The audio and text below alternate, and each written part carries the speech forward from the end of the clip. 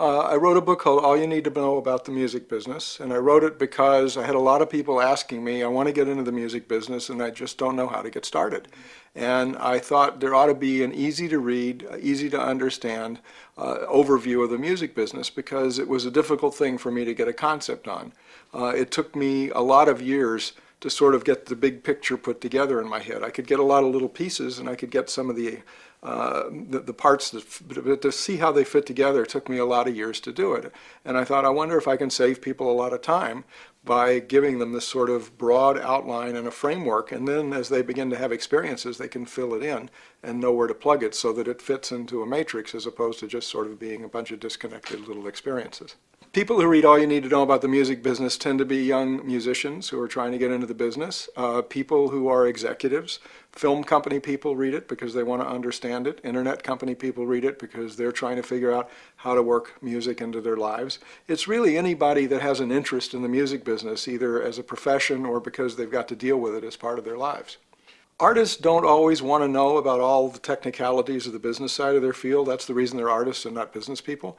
And it is not necessary to understand every little bit of it. The more you know, the better off you're going to be, because nobody ever takes as good care of business as you do. But at the same time, it's not the best use of your time to be spending all of it on the business side. So my sense is that an artist ought to know enough to be able to make intelligent decisions about the major issues in their lives, or even the smaller ones to the extent it's necessary that it has to be made by the artist.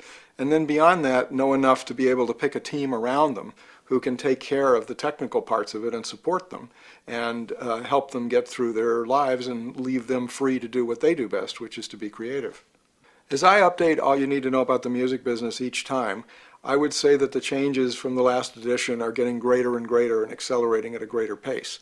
We're in a time of enormous upheaval in the music business as we're recording this. We're going from CDs, which are disappearing, onto something digital that doesn't yet exist. And we're fighting piracy that every week or two transfers and has pirated more songs than Apple iTunes has had since they were in existence. So we're dealing with enormous forces that have turned the business around, and the companies don't know how to deal with it. And we're also coming up with new revenue streams all the time, such as, for example, streaming on demand or streaming videos on demand.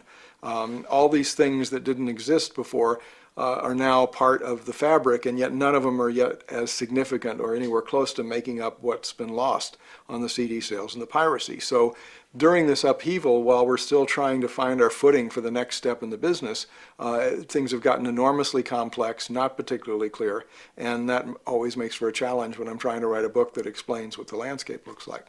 When I'm revising All You Need to Know About the Music Business, as much as I would like to say that I have familiarity with everything going on, the reality is that I have to go out and talk to a lot of people in the industry in order to find out exactly what's going on, because it changes so rapidly.